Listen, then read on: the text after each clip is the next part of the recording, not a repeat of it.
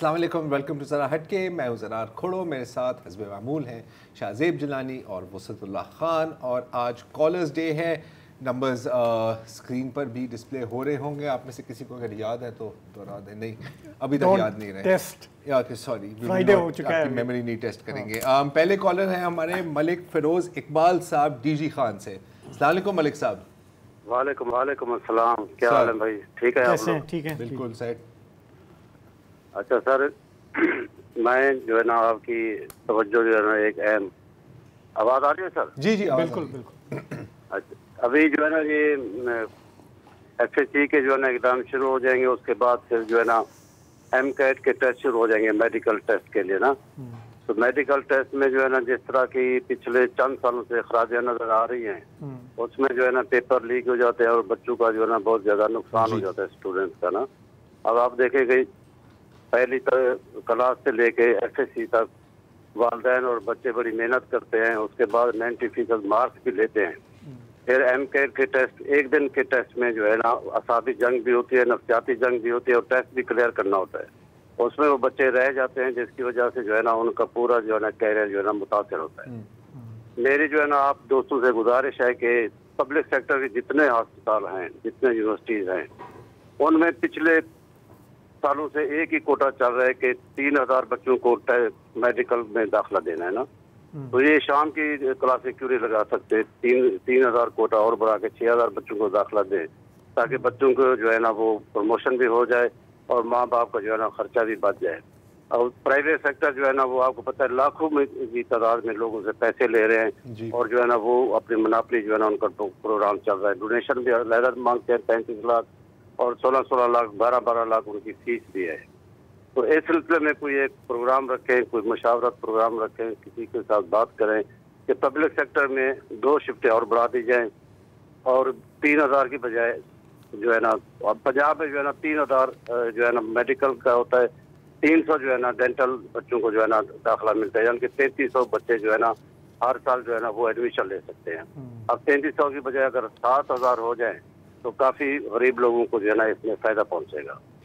ये मेरी रिक्वेस्ट है और आप दोस्तों से गुजारिश है कि अपने किसी प्रोग्राम में इसके ऊपर डिटेल प्रोग्राम रखें, या तो एंट्री टेस्ट को बिल्कुल ख़त्म कर दें, एफएससी की बुनियाद पर पहले आ जाएं, जिस तरह 95-98% बच्चे मार्क्स लेकर आ रहे थे उनको मेडिकल में एडमिशन मिल जाए, ताकि इन परेशानियों से जो है ना वालिदैन भी बच जाए। वरना अकेडमी माफिया और प्राइवेट सेक्टर जो है ना वो जो है ना लूट खसूट कर रहा है, बच्चों को जो है ना वालिदैन को परेशान। ठीक है मलिक साहब, नहीं अमीन देखें इसमें तो कोई मेरा ख्याल दो राय नहीं है कि एमडी कैट के साथ हर साल ही हम कवर करते हैं कि इसमें क्या हैंड हुए हैं और बड़े लंबे हैंड होते हैं इसमें।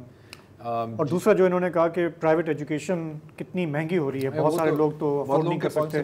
तो इन्होंने अच्छी बात ये कि इन्होंने सजेशन भी दे दी है कि पब्लिक सेक्टर में अगर आप हो सकती है मॉर्निंग की क्लासेस तो ज़रा ज़्यादा बच्चे जो हैं वो अच्छा बच्चे भी, और इससे टीचर्स की एम्प्लॉयमेंट भी बढ़ सकती है। अब ये भी सोचिए ना, क्योंकि जाहिर है कि जो मॉर्निंग शिफ्ट कर रही हैं वो तो इवनिंग शिफ्ट शायद नहीं कर सकेंगे ना, दूसरे आएंगे। हाँ, दूसरे आने पड़ेंगे। अब पता नहीं ये फीजिबल है या नहीं है, ये हमें देखना होगा, लेकिन आपकी सजेशन का शुक्रिया। अगले कॉलर कराची से राहिल अशर साहब। अस्सलाम वालेकुम। क्या हाल है सर? अल्लाह करम। आज मैं आप लोगों से बात करूंगा जो कराची के हालात हैं। आपका आज एक फिगर आ रही थी, वो एक प्रोग्राम में मेरे ख्याल एसएसपी या डीआईजी साहब बैठे हुए थे जियो के प्रोग्राम में जो होता है। उन्होंने कहा जी 3 महीने के अंदर अब तक 47 लोग हैं जो स्नैचिंग की नजर होकर मर चुके हैं और रमजान में आज 18वां रोजा 7 लोग मारे जा चुके हैं। देखिए ज़ाहिर है बंदा जिसके पास पैसे होते हैं, अगला बंदा जब उस पर लूटता है तो उसको थोड़ी बहुत बाज़ दफ़ा होता है, बिल्कुल ये होता है पता नहीं कहाँ से पैसे लेकर आए बेचारे घर के लिए, उसका राशन क्या करना है। और जैसे कल मारा है उधर गुलिस्तान जौहर में, वो बेचारा ऑनलाइन फूड सर्विस वाला था, उसकी क्या आमदनी। उस हवाले से मैं बात करना चाहूँगा। देखिए कराची के हालात को तो उन्होंने छोड़ दिया है, मेरा ख्याल कराची वालों को हमारी मौजूदा हुकूमत और एजेंसियाँ पुलिस सब ने कहा जी कराची वाले फ्री फॉर फंड है, मारो, कोई परवाह नहीं है, आबादी बढ़ गई है, इसी तरह शायद आबादी खत्म हो जाएगी, कोई पूछने वाला नहीं। आज वो डीआईजी साहब जिस किस्म के जवाब दे रहे थे तो देख के लग ही नहीं रहा था माजरत के साथ कि वो डीआईजी हैं भाई कराची के। और देखे हम रहते हैं डिफेंस में, डिफेंस भी इफेक्ट होता है, हमारे पास भी स्नैचिंग है, हमारे पास ये जो मेन कुरंगी रोड है इसके साथ सर्विस रोड है, यहाँ पे नादरा का मेगा सेंटर है, उससे आगे शॉपिंग मॉल है। तो नादरा का मेगा सेंटर आपने बना दिया यहाँ पे, इसके कोई पार्किंग नहीं है, अच्छा, पिछले साल DHA के ऊपर प्रेशर आया, में बीच में रोड के डिवाइडर लगाए, वह जब अभी बारिश के नाले डाल रहे थे तो वो डिवाइडर उन्होंने हटा दिया NLC ने, वो नहीं लगे। नादरा से लेकर हमारे शॉपिंग मॉल तक भाई टेल टू टेल होती है, ट्रैफिक होती है, 1000 बाइक खड़ी होती है रोडों पे। वो एक तरह का सेफ हेवन है फॉर स्नैचिंग। वो आते हैं मेन कोरंगी रोड से आए, उनने सामने से स्नैचिंग की। अब रमजान है, ईद के, हमारे शॉपिंग मॉल में अभी भी आप जाएं तो रिक्शे, गाड़ियों की ऐसी कतारें लगी हुई हैं कि जी अब वहाँ पैदल चलना अजाब होता है। हमारा जो DHA इदारा है माशाल्लाह वो तो किसी की सुनता नहीं है, वो तो अबव दी ऑल है। तो मेरी आपके प्रोग्राम से चीफ जस्टिस जो हैं supreme high court Akeel Ahmed Abbasi साहब, उनसे रिक्वेस्ट है कि जी कराची वालों के ऊपर कुछ करें, क्योंकि इस तरह तो बेचारे घर के एक कफील कमाने वाले अगर इसी तरह रोड पे बेयार और मददगार मारे जाएंगे। पुलिस को पकड़ के देते हैं, अभी वो नाजराबाद में पकड़ के दिया, बाद में पता चला कि जी पुलिस वालों ने छोड़ दिया। बहुत शुक्रिया जी, मेरा यही सवाल है। ठीक है, शुक्रिया। ठीक है, हम कल परसों बात कर रहे थे कि रमज़ान में ये मामला और बढ़ जाते हैं, ये ऑब्जर्व ये हुआ है और ये एक्टिविटी बढ़ जाती है। देखिए सीजनल भी बहुत लोग आते हैं, क्योंकि कराची में मतलब जो लोग आते हैं मतलब यहाँ जाहिर है कि कल भी हम बात कर रहे थे कि 50% के करीब जो बैगर्स की तादाद है वो बढ़ जाती है। वो सीजनल जो आप बात कर रहे हैं, अब उनका कोई ट्रेस वेरेस तो है नहीं कोई कि जी वो मसला मेरे घर पे तो काम नहीं करे कि मैं उनका शनाख्ती कार्ड चेक करूँ, क्या करूँ। वो बहरहाल आते हैं, सीज़न लगाते हैं, उसमें से कुछ इस तरह के लोग भी होते होंगे, कुछ सिंपल बैगर्स भी होते होंगे। तो इसलिए एक तो ये भीख मांगने वाले, उनकी तादाद बहुत बढ़ जाती है। दूसरा ये जो इसमें भी कुछ एविडेंसेस हैं कि देखिए कराची में पूरे पाकिस्तान से लोग कमाने के लिए आते हैं, तो इस तरह के लोग भी अपनी कमाई के लिए आते हैं, स्नैचिंग करने के लिए। ऑब्वियसली होम ग्रोन भी है, लेकिन ये भी एक बहुत बड़ा फैक्टर है। लेकिन जहाँ तक ये रहील साहब बात कर रहे थे, तो बिल्कुल मैंने भी पहले भी इस तरह की प्रेस कॉन्फ्रेंसेस देखी हैं, और वो इतना मैटर ऑफ फैक्टली बात हो रही होती है कि हाँ यार ये हो गया, अब क्या करें। न्यूयॉर्क से के मुकाबले में हमारे अब भी मुकाबले में आप देखें ना, जोहानिसबर्ग के मुकाबले में अब भी देखें, ये इस तरह की बातें हो रही हैं। डिफ्लेक्शन, हाँ, नाइजीरिया के उस शहर के उस इलाके में आप कभी जाके देखें तो सही। मैंने कहा हम यहाँ की बात कर रहे हैं ना बॉस। एनीवे, रज़ा खान साहब हैं इस्लामाबाद से। अस्सलाम वालेकुम खान साहब। जी वालेकुम अस्सलाम। ज़रार साहब, आपको, वसतुल्लाह साहब को और शाहजेब साहब को बहुत सलाम। फर्स्ट टाइम एवर कॉल कर रहा हूँ आपको, बट आपका प्रोग्राम मैं रेगुलरली देख रहा हूँ जब से शुरू हुआ है। प्रॉब्ली शायद मैंने बहुत ही कम से प्रोग्राम आपके मिस किए होंगे, मतलब एक हाथ पे आप काम कर सकते हैं। थैंक यू, पहले तो कंट्रीब्यूशन का थैंक यू। इससे ज़्यादा तो हमने मिस किए होंगे। हाँ जी। तो वो आपको पता है, सारा दिन छोड़ के जब आप ये कुछ देर लेते हैं, और प्रेफरेबली मैं यूट्यूब पे देखता हूँ क्योंकि वो फिर बेटर नहीं आता। बिल्कुल बिल्कुल, ये तो है। तो दो चीजें कहना चाहूंगा। एक तो मैं आपको और दोनों को फिर एंड में जोड़ भी दूंगा। एक तो मेरे वालिद साहब जो हैं वो हम्बल बैकग्राउंड से थे, और वो फैसलाबाद के बाहर एक 22 किलोमीटर दूर एक गांव था, उसके अंदर रहे और 12 किलोमीटर चल के टाट के स्कूल पे पढ़े, और फिर he did his masters from MIT in metallurgy. वाह। और तो मैं उनका अपना ये हमेशा कहते थे कि उनके साथ जो उनके क्लास फेलोज थे वो मोहम्मद याकूब भी एक थे, जो बाद में स्टेट बैंक के गवर्नर भी बने। तो वो कहते थे कि एक उस्ताद हुआ करता था हमारा, और वो हमें 3-4 सब्जेक्ट्स पढ़ाया करता था, और हम दिल से जाना चाहते थे स्कूल। और फिर वो गवर्नमेंट के अंदर आए, वो एक अच्छे 22 ग्रेड में रिटायर हुए। सही। लेकिन वो कहते थे कि ग्रेजुअली डिप्लीट हुए आपके इदारे जब उनको पॉलिटिकली पहले उस्तादों को घुसाया गया अपने पॉलिटिकल उस फ्रेंचाइज के अंदर, पंजाब के अंदर, सिंध के अंदर, क्योंकि पंजाब ही हमेशा टीचर्स फीड करता था, बलूचिस्तान में भी ज्यादातर, आगे भी हिस्टोरिकली, क्योंकि और पढ़ा लिखा था। और फिर डिप्लीट हुए, पुलिस के अंदर घुसाए गए, कराची के अंदर, लाहौर, इस्लामाबाद, बाकी हर जगह। तो इदारे बतदरीज कम होते गए, कमज़ोर होते गए, और आहिस्ता आहिस्ता हुआ ये कि वो जिस तरह वो आपने भी अक्सर सुनाते हैं और हमने किताबों में पढ़ा है कि यहूदी कहता है कि फिर एंड में जब मुझे उठाने आए तो कोई भी नहीं था सर। तो ये मामला अब सुप्रीम कोर्ट तक पहुंच गया। और अब वो इदारे भी जो कि हमने बहुत इलीट ने अपने बच्चों के लिए संभाल के रखे हुए थे, उन तक भी इरोजन आ गई है, जो कि हमें नजर आ रहा है लास्ट वीक। तो अब उसका इशू वो हमेशा ये कहते थे कि हमारे साथ प्रॉब्लम ये है कि हम आज ठीक करना चाहते हैं लेकिन हम रहते पास्ट। हम आज भी अगर ये कहते हैं कि यार ये पॉलिटिकल पार्टीज हैं और इन्होंने अपनी फ्रेंचाइजेस बचानी है, तो एक कोई भी ऐसी, मैं किसी खास पॉलिटिकल पार्टी की बात नहीं कर रहा, मैं एक एनेक्डोटल उसके ऊपर एविडेंस से बात कर रहा हूँ कि कोई पार्टी आई है जिसके पास अपनी औलाद को हैंड ओवर करने के लिए कुछ नहीं है। शायद हम जैसे नौजवान, आपके बच्चे, हमारे बच्चे आगे आएंगे और वो अपनी स्ट्रगल से शायद कुछ प्रूव कर सकें। उनको हम ये कहते हैं कि कल जो उन्होंने गलतियां की थी ना, उसकी वजह से आज भी सही नहीं हो।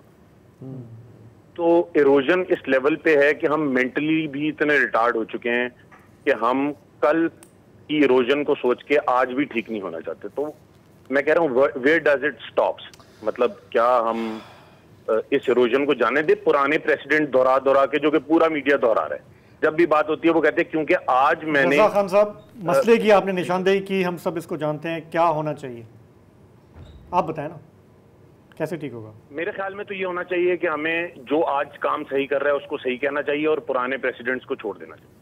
क्योंकि हमने अपना अगर माजी को छोड़ो, आगे बढ़ो, आज सही होना पड़ेगा। हाँ। नहीं, आज सही करना होगा ना। हम पुराने ख्यालात में रह के आज भी बर्बाद करते हैं, उसकी वजह से फ्यूचर भी बर्बाद कर लेते हैं। मतलब कि अगर गाड़ी चलानी है तो रियर व्यू मिरर में देख के नहीं चलाई जाती ना, आगे के रोड को देख के चलाई जाती है। बिल्कुल। मुझे कोई भी मीडिया पे any person of any think tank talks about कि जी हिस्टोरिकली इसने भी तो ये किया था, तो इसका मतलब है I don't want to move forward.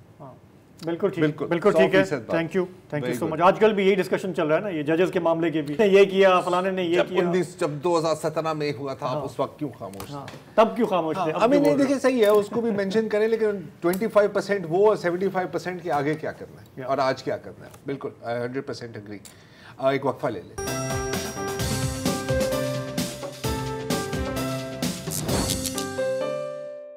Welcome back. Kamran Ali साहब हैं नवाबशाह से। जी सर। अस्सलाम वालेकुम सर। वालेकुम सलाम। दौलत कहाँ है इतनी अमीरों के पास भी जितनी मेरे वतन के फकीरों के पास है। वाह। एक तो खातून अव्वल जो है आसफा भुट्टो जरदारी, वो आज बिला मुकाबला मुंतखब हुई हैं। नवाबशाह शहीद बेनज़ीराबाद NH 207 से उनको मुबारकबाद देना चाहता हूँ जी। और साथ ही साथ कुछ उनसे दरख्वास्त भी है कि नवाबशाह के अंदर पीने के साफ पानी का मसला है, बिजली की लोड शेडिंग का मसला है और गैस की लोड शेडिंग का मसला है, इन पर वो खुसूसी तवज्जो देंगी। शुक्रिया जी। ठीक है, चलिए ठीक है, अपनी तवक्को रखनी चाहिए। तो बलूचिस्तान चलते हैं, बारखान के इलाके से हमारे साथ हैं मोहम्मद याकूब साहब। अस्सलाम वालेकुम सर। अस्सलाम वालेकुम। अच्छा सर, पहली बात तो ये है कि एक तो आपका प्रोग्राम बहुत शानदार होता है और दूसरा वसूतुल्लाह खान जो लेजेंड है सर, हम बचपन से इन्हें सुनते और पढ़ते आ रहे हैं। हमारे लिए बहुत खुशी होती है जब सर आपके प्रोग्राम को देखते हैं और बहुत ही ज़बरदस्त आपका प्रोग्राम होता है। हम यहाँ पे डिश एंटीना के जरिए जो आपका प्रोग्राम सर देखते हैं। बहरहाल सर आपके ज़्यादा टाइम नहीं लेना चाहेंगे, सिर्फ 2 चीज़ें सर गुजारिश करनी है और इस पे सर आप ज़रूर से आगे हमारे सवाल के बाद उस पर थोड़ा सा कमेंट ज़रूर कीजिएगा। खासकर अगर वसूतुल्लाह साहब थोड़े थोड़े परेशान से दिखाई दे रहे हैं, अगर वो कमेंट कर देंगे तो वह ज्यादा खुशी होगी। अच्छा सर, अर्ज ये है कि बारखान जो है वो डेरा गाजी खान सूबे पंजाब के बॉर्डर के ऊपर वाक़ सूबा इलाका जिला है, सॉरी बलूचिस्तान और पंजाब को मिलाने वाला।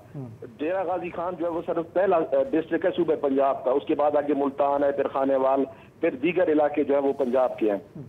अब ये होता है कि सर बलूचिस्तान से जितनी भी सब्जियां जाती हैं, ज़रूरी अजनास जो जाती हैं, ईच एंड एवरीथिंग, वो ज्यादातर 90% हम कहते हैं सर ये हमारे जो यहाँ पे मूसा खेल है, मैं अगर मुख्तलिफ डिस्ट्रिक्ट है वो डेरा गाजी खान के रास्ते से आगे जाती है, फिर मुल्तान, फिर पूरे पंजाब और फिर यहाँ राजनपुर से होते हुए किशमोर और इधर जेकमाबाद और सिंध की तरफ से हमारी जो ज़रूरी अजनास हैं वो जाती हैं। अब इशू सर ये है, जो मेरा सवाल है वो सिर्फ गुजारिश ये है कि यहाँ पे जो डेरा गाजी खान जैसे ही इंटर होते हैं सूबे पंजाब, हमारे बलूचिस्तान की जो ज़रूरी अजलास ले जाने वाली गाड़ियाँ होती हैं, उन्हें सर जगह जगह के ऊपर नाके लगे हुए हैं। नाके वो खुद साख्ता 2 कांस्टेबल हर चौक के ऊपर ठहरे होते हैं। अगर एक थाने में 15 कांस्टेबल है तो उनमें तकरीबन 10 जो है ना वो मुख्तलिफ चौकों के ऊपर ठहर के उन ज़रूरी अजनास वालों से, किसी से 500, किसी से 1000, किसी से 2000, जो गरीब होते हैं, जो सर मतलब एजुकेशन उनकी नहीं है, वो उन्हें ये डर होता है ये हमारी गाड़ियां बंद कर देंगे, हमें 2 दिन सब्जी लोड होती है, वो सब्जी 2 दिन बाद कल सड़ जाती है, उसका नुकसान जो है वो लाखों रुपए में होता है। तो वो जो सब्जी है सर उसको पहुंचाने के लिए मतलब अगर ये नाके ना हो तो जो आप तक सिंध में सब्जी पहुंचनी है, जो किलो यहाँ पे 50 रुपए तक पहुंचनी है, अगर ये नाके ना हो तो वो 25 रुपए किलो पहुंच सकती है। वो पंजाब में इसी तरह 30 से 35 रुपए लाहौर तक पहुंच सकती है। लेकिन यहाँ पे जो सर नाके लगे हुए हैं वो इतने ज्यादा हैं ये, और एक दिन में कोई 100-200 गाड़ियां नहीं जाती हैं सर, हजारों की तादाद में गाड़ियां जाती हैं, क्योंकि पूरा बलूचिस्तान यहाँ से ट्रेवल करता है और पूरे बलूचिस्तान का ये इशू है। आपकी बात से लग रहा है कि ये गैर कानूनी है ना, ये जो ये ऑफिशियल नाके तो नहीं है ना, क्या होगा सर, ये तो चीना झपटी वाला माहौल है ना सर। चलान सरकारी वर्दी में भी नहीं है ना सर, सर मैकेनिज्म भी नहीं है ना। अगर मैकेनिज्म एक बनाया जाता कि अगर एक चलान की पर्ची दी जाती, उसके लिए कम से कम एक डेट टाइम ऑफ पीरियड बनाया जाता कि 10 दिन का ये है, ये 500 रुपए की है कि 10 दिन में आपको मजीद चलान नहीं किया जाएगा। सर कोई किसी भी किस्म का कोई मैकेनिज्म जो है वो भी नहीं बनाया गया है ना सर। ठीक है। अच्छा, दूसरा सर एक और, मेरा घर मुल्तान में भी है, वहाँ पे सर ये जो पतंगबाजी के ऊपर भी आप जो बड़े लोग बैठे हैं, इसके थोड़ा सा बेहतर तबसरा भी कर देंगे। वो लोहे के राड मोटरसाइकिलों के ऊपर आगे लगाए जा रहे हैं। इसकी मिसाल ऐसे है कि किसी नशे बेचने वाले को तो नहीं पकड़ा जा रहा, जो चरसी है वो चरस पी रहा है उसको पकड़ा जा रहा है कि आप चरस पी क्यों रहे हैं। तो वो बजाय के पतंगबाजी को रोका जाता, वो मोटरसाइकिलों के राड आगे लगाए जा रहे हैं कि जो हर मोटरसाइकिल तो एक आम गरीब आदमी रखता है, जिसकी मतलब कुव्वत सकत कुछ भी नहीं होती। अब वो 2000 रुपए 3000 रुपए का जो राड पहले था, ये दो बड़े अहम इशू है सर हमारे लिए, कैसे गरीब हम मिडिल क्लास से ताल्लुक रखते हैं। ठीक है सर, जरूर कमेंट कीजिएगा। ठीक है मुस्तफा साहब, अच्छा पहले कमेंट करें, उन्होंने रिक्वेस्ट किया कि आप करेंगे। नहीं, कमेंट तो मैं कर दूंगा, लेकिन ये है कि ये जो नाके हैं या भत्ते हैं, जाहिर है कि वो कांस्टेबल अपने तौर पे तो रियासत नहीं बना हुआ ना, वो तो पूरी की पूरी क्राइमर्स के साथ सिस्टम है, ऊपर से नीचे तक एक सिस्टम बना हुआ है, आगे देना। हाँ, सिस्टम बना हुआ है।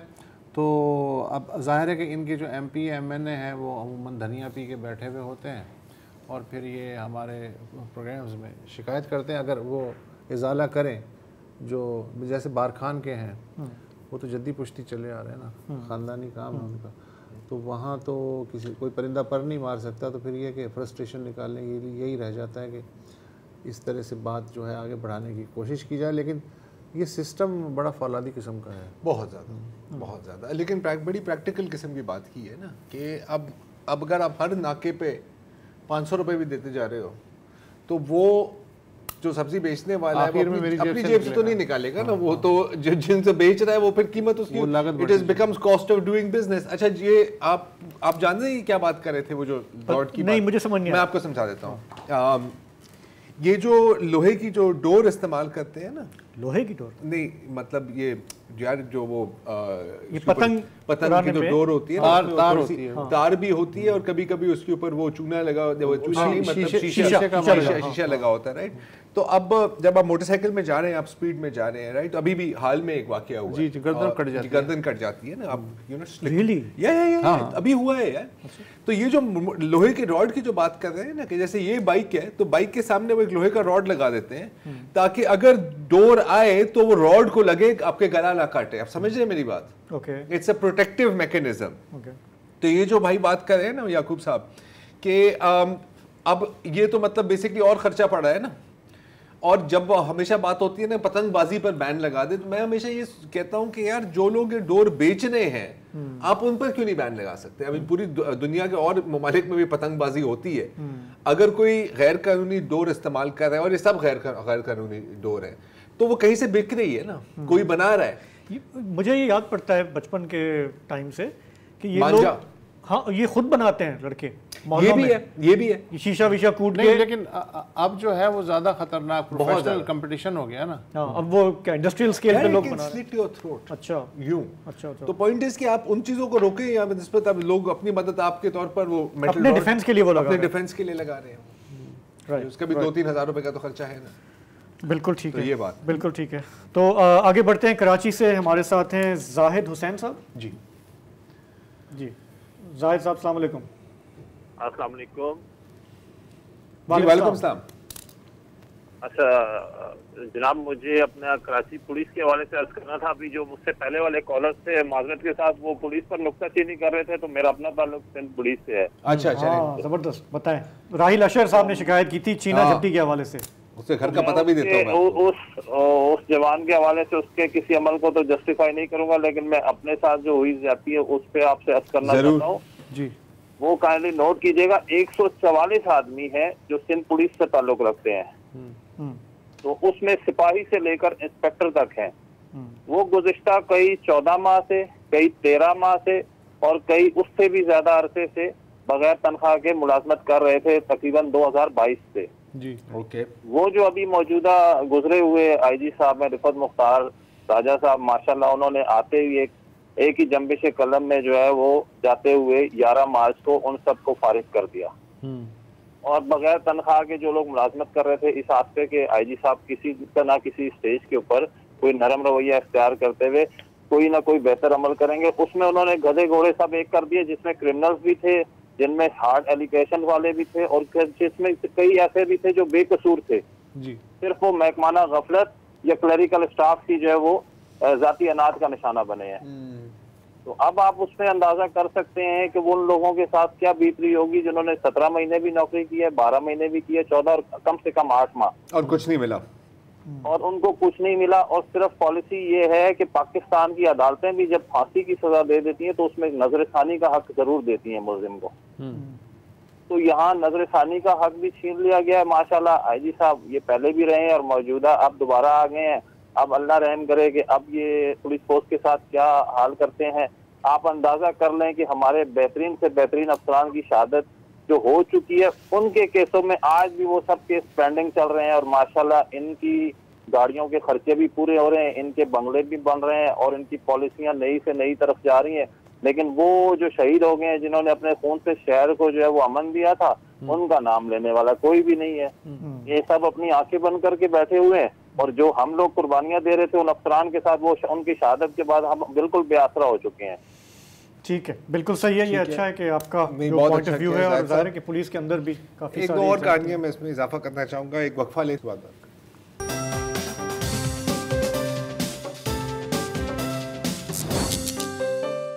Welcome back. ब्रेक से पहले जाहिद हुसैन साहब से बात हो रही थी और उनका ताल्लुक सिंध पुलिस से है और जाहिर है कि वो जो बता रहे थे कि जो 144 लोग जिनको 2 साल या 18 महीने उनको तनख्वाह भी नहीं मिली और फारिग कर दिया, जाहिर है ये एक नाइंसाफ़ी है। लेकिन और भी बहुत इस किस्म की नाइंसाफ़ियाँ हैं। ज़ाहिर है कि हम जानते हैं कि यहाँ पर मतलब पुलिस पर तनकीद करना बहुत आसान है, कभी कभी बनता भी है, नो डाउट, लेकिन पुलिस पर जो गुजरती है उस पर बहुत कम बात होती है। मैं तो मिसालें देता हूँ। अक्सर जब हम माई कोलाची से वापस आ रहे होते थे ऑफिस से, तो बीच में एक नाका होता था, तो वहाँ पर रुकते थे। तो 1-2 दफ़ा वहाँ पे जो ड्यूटी पे जो थे तो उनसे बात करने का मौका मिला, तो वो बेचारा एक दफ़ा तो रो पड़ा कि यार मतलब मैं तकरीबन 3 दिनों से मैं घर नहीं गया, जो मतलब 20-20 घंटों की ड्यूटी चल रही है। और फिर उसने शर्ट उतार के दिखाई ना, 3 गोलियों के निशान थे।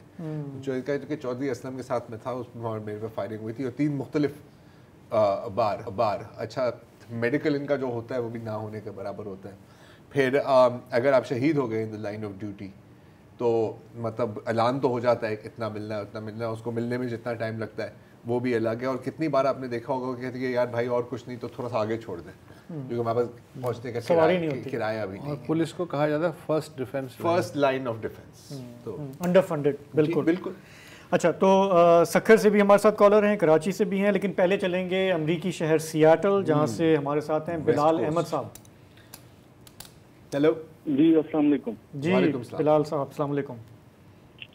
आपने पतंग की और वो दौड़ की इतनी बात ही मुझे बचपन में बसंत से याद आ गई, जो हम लाहौर में मनाते थे। बिल्कुल। उसमें एक दौड़ होती थी जिसको कहते थे तंदी, जिससे किसी और की पतंग को आपने चमेड़ना होता था, तो जब वो तंदी जाके लगती थी ना बिजली की तारों से, तो फिर पावर आउटेजेस आती जी। और इस सनत से जो अंदरून शहर में काफी लोग होते थे जो ये दौड़े और सारी पतंगे बनाते थे।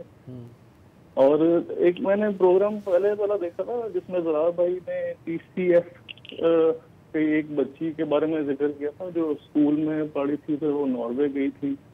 तो आपसे मेरी गुजारिश होगी कि इस तरह के जो हैं एजुकेशनल वेंचर्स, जिस तरह अखुवत वाले भी करते हैं, तो इसके ऊपर आप प्रोग्राम करते रहा करें ताकि ओवरसीज पाकिस्तानी भी कुछ कंट्रीब्यूट करना चाहें तो वो कर सकें।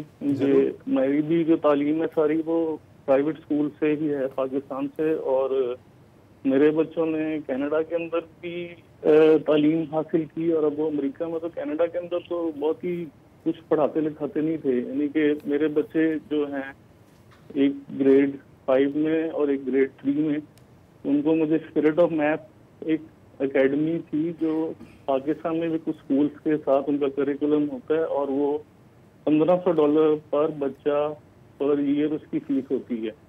तो वहाँ पे आपको बच्चों को एक्स्ट्रा पढ़वाना पड़ता था कि बच्चा कुछ पढ़े, बच्चे में इतनी पढ़ाई नहीं होती। तो स्पिरिट ऑफ मैथ्स अगर आप सर्च करेंगे तो यूट्यूब पे भी उनकी आपको वीडियोस मिल जाएंगी। तो मैथमेटिशियन उनका अपना करिकुलम है और पाकिस्तान के वो 2 स्कूल्स के अंदर है।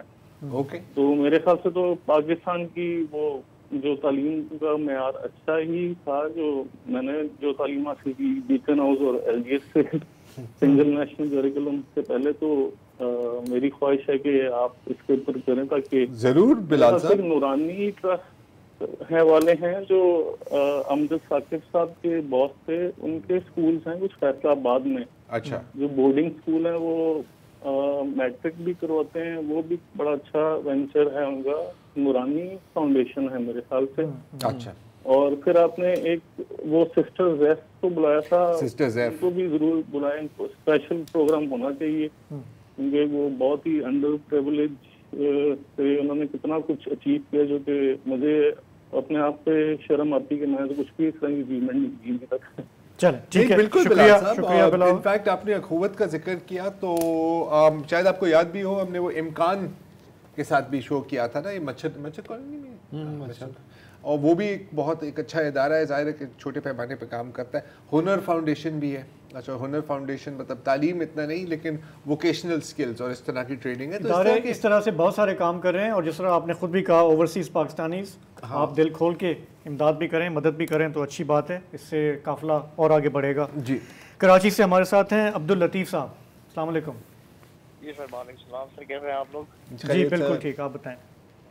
जी सर, मैं थोड़ा सा बस एक छोटा सा सवाल है मेरा। ये एक पिछले दिनों एक बड़ा तारीखी मुकदमा चला जिसपे सुप्रीम कोर्ट ने भी राय दी थी। भुट्टो साहब के मुकदमे के बारे में बात कर रहा हूँ।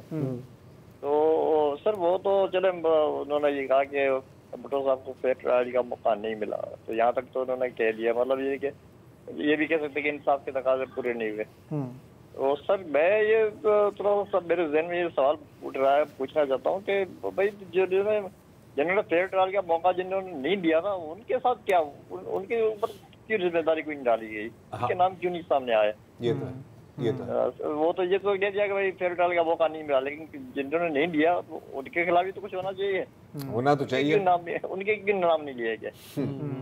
नहीं, बिल्कुल 100% दुरुस्त है। इनफैक्ट जब आपको याद होगा जब हम इस पे जी मेरा सवाल नहीं कि हर कोई पूछता है, हर कोई पूछता है। हमने भी ये सवाल किया था अब्दुल लतीफ भाई, जब हमने ये शो किया था, मैंने कहा कि यार बहुत अच्छी बात है लेकिन अभी नाकाफी है।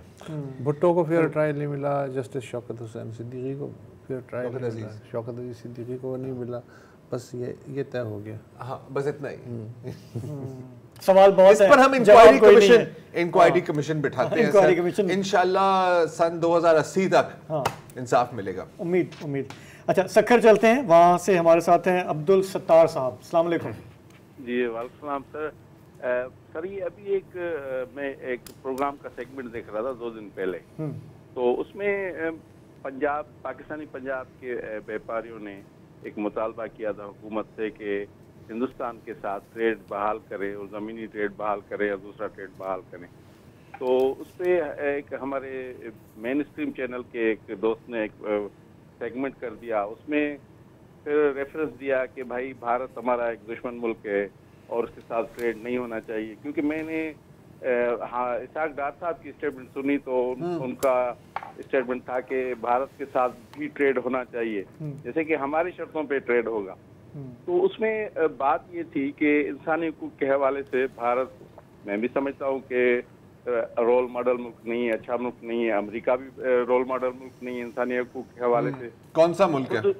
जी यूरोप भी अब ज्यादा एक्सपोज हो गया है पैलेस्टाइन के हवाले से। हम ये कह रहे हैं कि ट्रेड तो है वो दुनिया में होता है, और भले जंगें भी हो, बिल्कुल लोग अच्छे नहीं भी हों तो ट्रेड होता है। अब उसमें जो एक पीटीआई के दोस्त बैठे हुए थे उन्होंने कहा कि भाई आप अफगानिस्तान के साथ ट्रेड कर लें, ईरान के साथ ट्रेड कर लें। शायद मेरी एक राय है कि इस वक्त पाकिस्तान के 12 और 6 करोड़ सिंध के अवाम, माना 18 करोड़ अवाम को जो सरहद लगती है वो भारत की 3 रियासतों की लगती है, जिसमें राजस्थान, गुजरात और समुद्री रास्ते से जो हमें क्या नाम है महाराष्ट्र करीब पड़ता है, गवादर से 20 ज्यादा नजदीक जी, जिसको आप नेविगेशन ट्रेड कह सकते हैं। जी जी। इसके बारे में कहा जा रहा है कि 200 बिलियन की ट्रेड है हिंदुस्तान पाकिस्तान अगर आजादाना तरीके से ट्रेड हो, क्योंकि हम तो 1 बिलियन के लिए परेशान है कि ट्रेड होना चाहिए और IMF से मिलने चाहिए। हाँ, ये सब ठीक है, सारे एस्टिमेट्स ठीक हैं, लेकिन जो इस पर रियलिस्टिक बात ये है, मतलब हम ट्रेड के फवायद पे बहुत लंबी बात कर सकते हैं।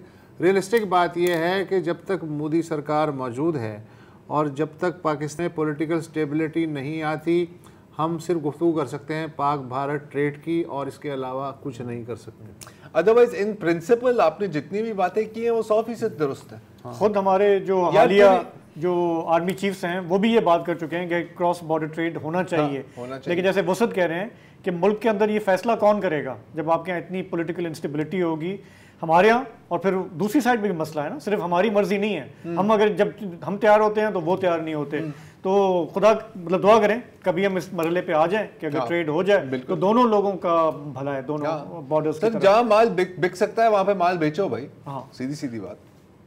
चलिए वक्फा ले।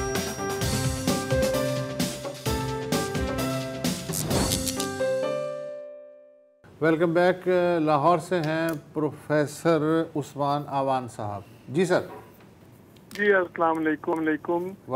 सर मैं आज एक खबर छपी है अखबारात में और हमारे इलेक्ट्रॉनिक मीडिया पे भी एक स्टेटमेंट चला है रजा रब्बानी साहब का, जिसमें उन्होंने कहा है कि कल SIFC ने एक मीटिंग की है विद रेफरेंस टू एजुकेशन, और जाहिर है ये बड़ी एक हैरान कुन बात भी थी।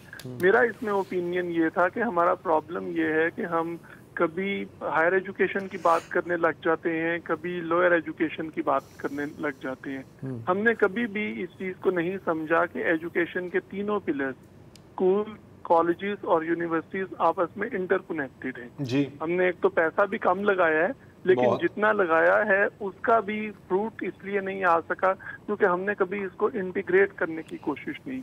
जी, तो मेरा यही ओपिनियन था कि इस मसले को सूबे करें, फेडरल करे या SIFC करे, जब तक हम अपने तालीमी निज़ाम में एजुकेशनल सप्लाई चेन मैनेजमेंट का कॉन्सेप्ट नहीं लाएंगे, हमें अपने जो डिजायर्ड रिजल्ट्स हैं वो नहीं आ सकते।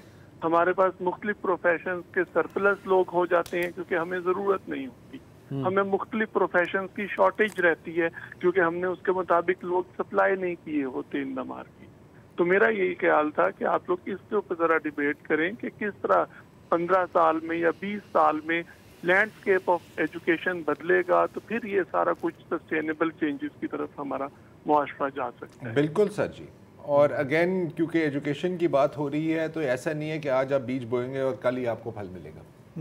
You know it requires long term planning, जो जिस शोबे में हमारी कोई ज़्यादा महारत रही नहीं है, हम लॉन्ग टर्म प्लानिंग जनरली करते हैं। वैसे ये मैं मेरी नज़र से गुजरा नहीं है, ये SIFC का एजुकेशन से क्या यार अब मैंने भी उड़ते उड़ते ही देखा है, तो आई कांट कुछ हुआ तो है क्योंकि रजा रब्बानी ने खत लिखा है वो मतलब क्योंकि बाकी हर शोबे में इतनी कामयाबी मिली है SIFC को, तो अभी कोई ऐसी बात हो रही है कि इकोनॉमिक कौन सी काउंसिल है?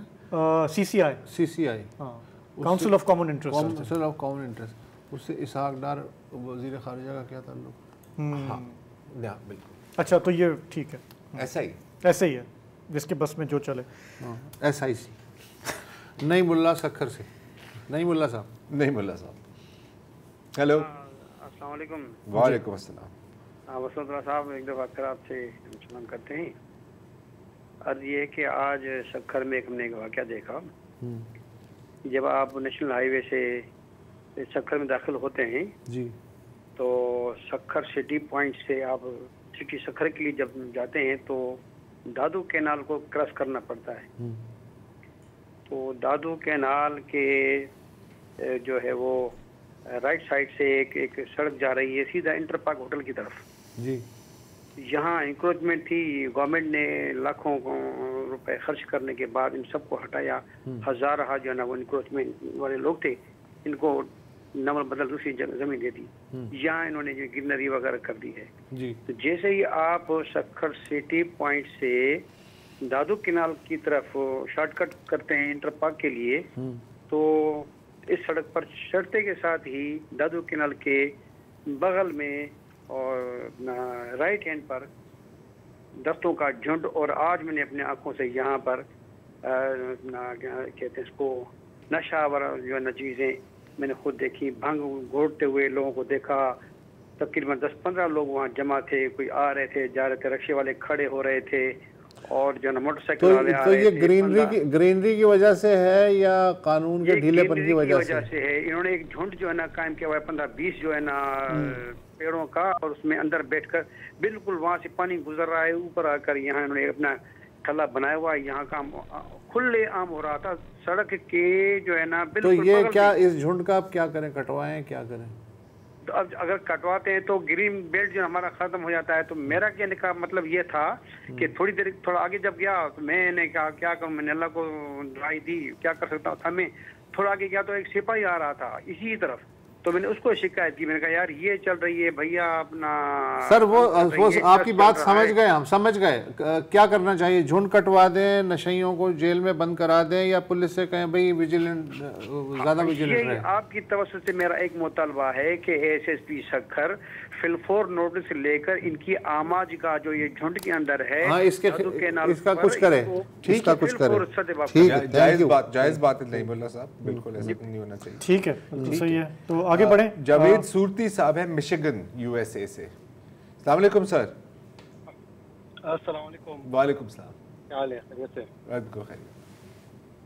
जी, मुझे एक कमेंट करना था। ये जो यूनाइटेड नेशन रेजोल्यूशन जो एब्सटेन यूएस ने किया है, तो इसमें जो मिशिगन की जो वोटिंग हुई है इस मरतबा, जी सर, एक्चुअल इनका टारगेट 10,000 था और अल्हम्दुलिल्लाह यानी कि 1 लाख वोट अनकमिटेड पड़े हैं। तो सिर्फ ये मिशिगन का इशू नहीं है। लास्ट टाइम जो बाइडन यहाँ से 36 इलेक्टोरल वोट से जीते हैं यहाँ पर से ओवरऑल, और मिशिगन के सिर्फ 16 इलेक्टोरल वोट है। और जी, ये 5 ऐसी और स्टेट्स हैं जहाँ पे मुस्लिम्स इस सिचुएशन में है कि उनकी सपोर्ट के बगैर बाइडन जीत नहीं सकते। तो वो एक्सट्रीम प्रेशर में है और उनको कोई ना कोई ऐसी लाइन लेना होगी कि कोई लाइन ड्रॉ करना पड़ेगी। तो वो एक्सट्रीम प्रेशर में है। तो आपको लग रहा है यहाँ जी सॉरी जी बोले। जी नहीं, मैं कहता आपको लग रहा है कि वो कुछ करेंगे, क्योंकि अभी तक तो जैसे अभी आपने कहा कि एब्सटेन भी किया, उसके बाद वो ये भी कह रहे हैं कि सर ये तो नॉन बाइंडिंग रेजोल्यूशन है। मतलब अजीब व गरीब बातें हो रही हैं। बाइडेन तो वैसे पक्का ज़ाहिर इजराइल मिशिगन से ज़्यादा इम्पोर्टेंट है। इजराइल मिशिगन से ज़्यादा, मैं ख्याल इजराइल उनकी अपनी प्रेसिडेंसी से ज़्यादा इम्पोर्टेंट। तो लेकिन जब आपके जब ये होंगे ही नहीं, इनके पास एक ऑप्शन ये है कि ये निगोशिएट करेंगे कि भाई अगर हम गवर्नमेंट में ही नहीं आएंगे तो आपको हम ओबे कैसे करेंगे। ये भी है। तो फिलहाल नवंबर तक तो इनको लाइन ड्रॉ करना पड़ेगी। ठीक है। और ये सिर्फ मिशिगन का इशू नहीं है। ठीक है। तो मेरा ख्याल है इसी नोट पर आज हम प्रोग्राम अपना खत्म करते हैं। आपसे अब पीर को मुलाकात होगी, तब तक के लिए इजाजत। मिशिगन वाले भाई से मैं बात कर रहा था, मैं तो उसके इलेक्टोरल पॉलिटिक्स के बारे में जानना चाह रहा था यार। चलें कोई बात नहीं, चले, खुदा हाफिज़, शब बखैर।